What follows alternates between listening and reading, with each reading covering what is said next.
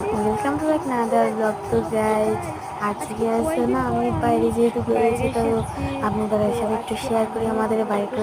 যেহেতু এটা গ্রামের দৃশ্য, তো গ্রামে কি সুন্দর।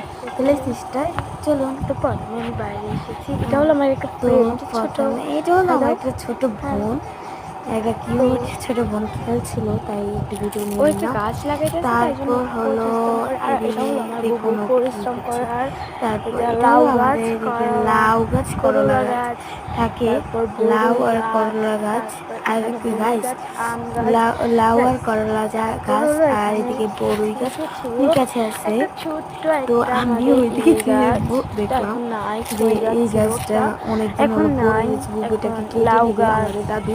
লাউ তারপর এটা হলো গাছ। লাউ গাছ। তারপর হলো তারপর গাইস, এটা এই হলো দেখুন ছোট আমাদের ছোট এটা করা আমগুলা, যেহেতু গ্রাম, মানে বড় এই দেখুন হয়েছে ছোট ছোট গাইস, আম। মাশাআল্লাহ বলবেন।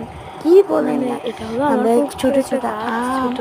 আর আর এটা হলো একটা আমার দোলনা ছিল, সবগুলাকে এটা দেখালাম। দড়ি। আর এটা আর আমার এটা একটা হলো দোলনা ছিল, ওখানটা খেলার ছোটবেলার জায়গা, দোলনা ছিল। তাই তো মাঠ, বড় একটা এইদিকে মাঠ আমি এটা। সবকিছু আগে এটা দেখাচ্ছিলাম বর্ষা ছিল, আপনাদেরকে। তো তারপর এখন বড় এটা বড় মাঠ হয়ে আমগুলাকে গেছে। দেখাতে গিয়ে গাছ, তো ওই দিক মানে থেকে আমিও গাইস তো দেখতে বিপদে পাচ্ছেন পড়লাম এই জানি না। যে। আর এই দেখুন উম, ইয়ে বিপদে আম, পড়লাম মানে তাই এদিকে হচ্ছে আম। না গাইস, মানে বড় বড় আমগুলো দেখছেন যে এগুলো আছে না, এরকম অনেক লোক যে খাচ্ছিল। তো গাইস আমার মাম্মাও ডাক দিল। তো কাল গাইস আজকে ব্লগটা হাসি তো করে। গাইস পরের ব্লগে